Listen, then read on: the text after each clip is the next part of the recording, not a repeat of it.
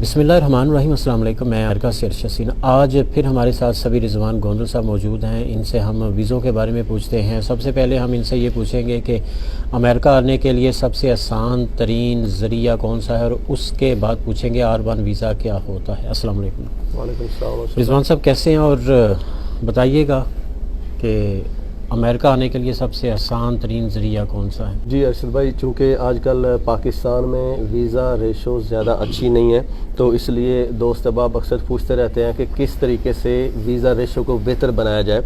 तो मुझे एक तरीक़ाकार पता चला, मैंने कहा आपसे भी शेयर करते हैं। तरीक़ाकार ये है कि आपको पता है आजकल तो डेट्स जो है वो 1-1.5 साल की डेट्स मिल रही हैं आपको एम्बेसी से, और मैं ऐसे लोगों को भी जानता हूँ जो पिछले 5 से 10 साल से इस प्रोसेस में लगे हुए हैं। तो एक निस्बतन बेटर और शॉर्ट प्रोसेस मुझे पता चला, वो ये है कि कतर से वीज़े जो है वो बहुत आसानी से मिल रहे हैं। यू कैन से कि 75 to 80% जो है वो रेशो है वहाँ पे, अप्रूवल रेशो है। और वहाँ से डेट जो आपको 1 से 1.5 माह के अंदर अंदर आपको डेट मिल जाती है, और कुछ केसेस में 15-20 दिन के अंदर भी डेट मिल जाती है। तो मैं रिकमेंड करूँगा उन लोगों को जो लोग ट्रैवल कर सकते हैं वो किसी तरीके से कतर का वीज़ा अप्लाई करें। अगर उनके पास वसाइल हैं तो सबसे पहले कतर जाएं, उसके बाद वहाँ से फिर अमेरिका का वीज़ा अप्लाई करें, लेकिन वहाँ जाकर उनको रहना होगा, जॉब करनी होगी। जी, वहाँ जाके उनको किसी कंपनी में जॉब करनी होगी, और उस कंपनी के साथ एटलीस्ट उनको 6 मंथ काम करना होगा, ताकि वो उनका एक पोर्टफोलियो बने कि वो कंपनी से सैलरी रिसीव कर रहे हैं। वो जब पोर्टफोलियो बन जाएगा, वो अपनी सैलरी स्लिप्स उठाएंगे और अपने डॉक्यूमेंट्स उठाएंगे और एम्बेसी से जाके डेट ले लेंगे, और जैसे उनको डेट मिलेगी वो इंटरव्यू पे अपीयर होंगे, और इंशाल्लाह बड़ी उम्मीद है कि उनको वीज़ा वहाँ से मिल जाएगा। अच्छा, तो ये आपको मालूम हुआ है कि ये अमेरिका आने के लिए आसान ज़रिया है कि पहले आपने कतर जाना है, उसके बाद वहाँ अपने 6 माह जॉब करनी है, और उसके बाद फिर आपने अमेरिका का वीज़ा अप्लाई करना है। बिल्कुल, उसके बाद भी किस्मत है, लगे ना लगे।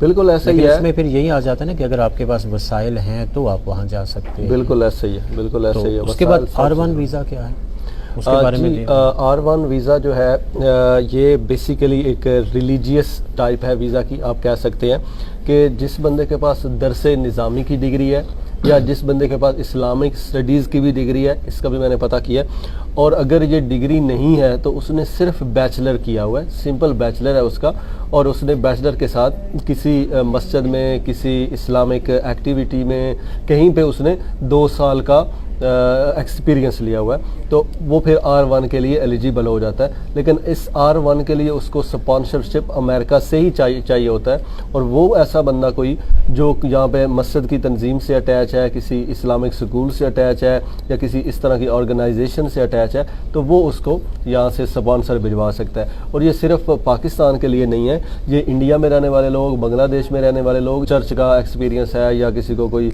किसी टेम्पल का एक्सपीरियंस है, तो स्पॉन्सरशिप यहाँ से चाहिए होता है उस मस्जिद की कंसर्न अथॉरिटी से। नहीं, वो तो ज़रूरी है। उसके बगैर तो R1 वीज़ा जो है, ये तो R1 आप इसे ऐसे कह सकते हैं जैसे H1 वीज़ा है, जैसे EB2 वीज़ा है, बिल्कुल इस किस्म का है। तो उसके लिए तो किसी न किसी जमात का, किसी न किसी इस्लामिक सेंटर का, किसी न किसी मस्जिद का स्पॉन्सर ज़रूरी है। इसके बगैर तो आप अप्लाई नहीं कर सकते। और जब आपको स्पॉन्सर मिल जाता है तो फिर आपने उसी तरह, जिस तरह आपने विज़िट वीज़ा ऑनलाइन अप्लाई करना है, सेम उसी तरह आपने वीज़ा अप्लाई करना है, उसी तरह फिर आपका वीज़ा लगेगा, इंटरव्यू होगा और आप यहाँ आ सकते हैं। लेकिन उसके लिए अमेरिका में कोई ना कोई आपका ऐसा मजहबी बंदा होना चाहिए जो आपको इनवाइट कर सके, और उससे आपकी ज़रूरत हो अपनी यहाँ की कम्यूनिटी के लिए। ऐसा ही है? ठीक, बिल्कुल ठीक कह रहे हैं, ऐसे ही है। हमारे साथ इस वक्त मौजूद हैं रेहान रशीद, पाकिस्तान कराची से इनका ताल्लुक़ है। ये J1 वीज़े के ऊपर आए थे। इनसे पूछते हैं कि ये यहाँ J1 वीज़े पर कैसे आए, और J1 वीज़े के लिए क्या रिक्वायरमेंट होती है। वो तमाम मालूमात रेहान साहब, रेहान भाई आपके साथ शेयर करते हैं। अस्सलाम वालेकुम। वालेकुम अस्सलाम। रेहान भाई, मालूमात शेयर कीजिएगा J1 वीज़े के बारे में।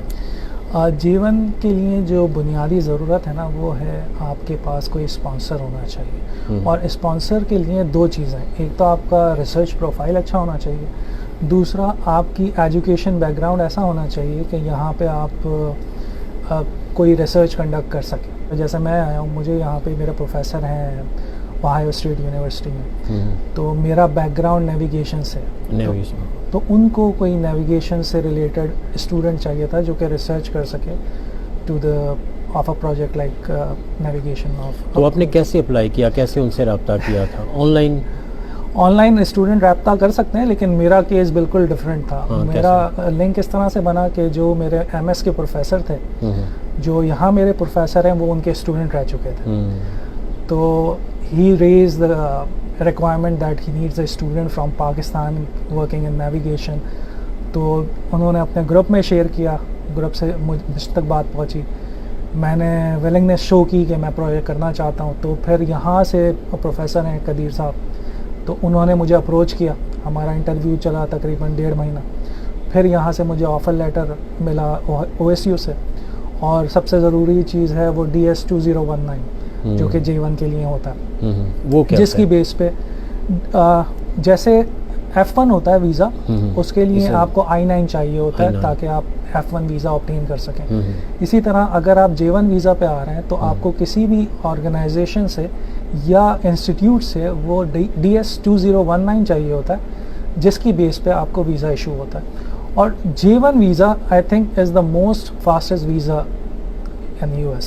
मुझे तकरीबन J1 वीज़ा अगर डिले भी करो ना तो 3 महीने में आपको मिल जाता है। 3 महीने में 3 मिल महीने गया। में, और चांसेस 50% चांसेस ऐसे भी होते हैं कि आपको फ़ौरन ही दे दें 1-2 दिन में। तो रेहान भाई ये बताइएगा कि J1 वीज़े के लिए कम अज़ कम क्वालिफ़िकेशन और कम अज़ कम ख़र्चा कितना हो जाता है इसमें? कम से कम क्वालिफिकेशन आपकी मास्टर्स होनी चाहिए। मास्टर्स होनी चाहिए, मास्टर्स होनी चाहिए। किसी में भी हो? नहीं, असल में इसकी कुछ स्टेम्स कहते हैं हम लोग, साइंस, टेक्नोलॉजी और मेडिकल। बिल्कुल। तो ये 3 फील्ड्स होनी चाहिए।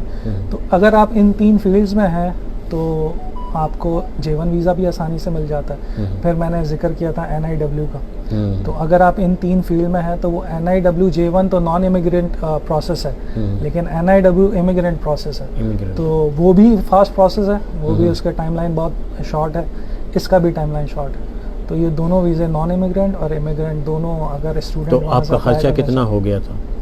मेरा खर्चा तो कुछ भी नहीं हुआ। पाकिस्तानी फ्री में आया? मैं तो तकरीबन समझे, मुझे सिर्फ टिकट भी मुझे OSU ने करा के दिया। हाँ ज़बरदस्त। अच्छा रियान भाई, इसमें एक सवाल है कि अगर आप J1 पे आ जाते हैं तो उसको आप NIW में कन्वर्ट कर सकते हैं? बिल्कुल कर सकते हैं, मैं अभी कर रहा हूँ, मेरा प्रोसेस चल रहा है NIW का। तो ये आपको J1 से NIW में जाने के लिए कितना टाइम रिक्वायर होता है? कोई टाइम स्पेसिफिक नहीं है। आप पाकिस्तान से बैठ के NIW अप्लाई कर सकते हैं। आप पाकिस्तान से बैठ के अप्लाई करें, उसमें स्टूडेंट्स को या जो भी यंग जनरेशन है वो देख रही है, उसको ये चाहिए कि आप अपना प्रोफाइल बनाएं। आप बैचलर्स डिग्री पे नहीं अप्लाई होता, मास्टर्स करें। मास्टर्स के बाद कुछ आपके रिसर्च पेपर्स होने चाहिए, पब्लिकेशंस होनी चाहिए। अगर रिसर्च पेपर्स हैं अच्छे जर्नल्स में, पब्लिकेशंस हैं अच्छे जर्नल में, तो NIW की जो एप्लीकेशन है जिसको हम कहते हैं I-140, वो अप्रूव हो जाती है जल्दी। और पाकिस्तान के केस में अभी लैग नहीं है इतना ज़्यादा, करंट डेट तकरीबन 6-7 महीने के फासले से आ जाती है। लेकिन अगर आप बात करें इंडिया की, चाइना की, तो वो 10-10, 12-12 साल का लैग चल रहा है। पहली चीज़ ये जो मैंने एक चीज़ ऑब्ज़र्व की वो ये कि पाकिस्तानी जो यंग जनरेशन है ना, they don't know how to proceed for the visa. इसके मुकाबले में आप इंडिया देख लें, चाइना देख लें, उधर स्टूडेंट्स को पता होता है कि हमने किस तरीके से खुद ही करते हैं, अप्रोच करना है। हमारे एजेंटों के पास जाते हैं, हमारे एजेंटों के पास जाते हैं और उधर से भी उनको कोई फ़ायदा नहीं मिलता क्योंकि उनकी फ़ीस बहुत ज़्यादा है। ठीक है, तो सबसे पहला काम ये करना चाहिए, अपने स्टडी को फोकस करें। ठीक है, मास्टर्स करें। ठीक है, उसमें कोई अच्छा रिसर्च प्रपोज़ल बनाएं या किसी अच्छी रिसर्च पे काम करें।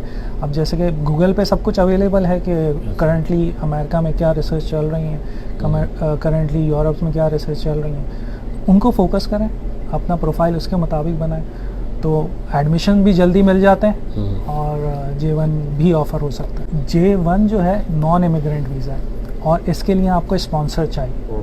ठीक है, स्पॉन्सर के बगैर J1 आपको नहीं मिल सकता। और J1 is a exchange visitor program और इसकी ड्यूरेशन भी लंबी नहीं होती। आप J1 पे आ भी जाएंगे तो it's mostly about 6 month at least, और मैक्सिमम इज़ लाइक 2-3 years।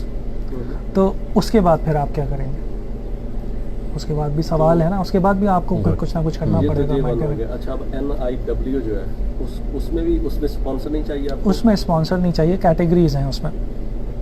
उसमें आप अगर स्किल बेस्ड NIW अप्लाई कर रहे हैं तब भी आपको स्पॉन्सर नहीं चाहिए। स्टेम डिग्रीज होती हैं, स्टेम्स का मतलब है science, technology, engineering and medical.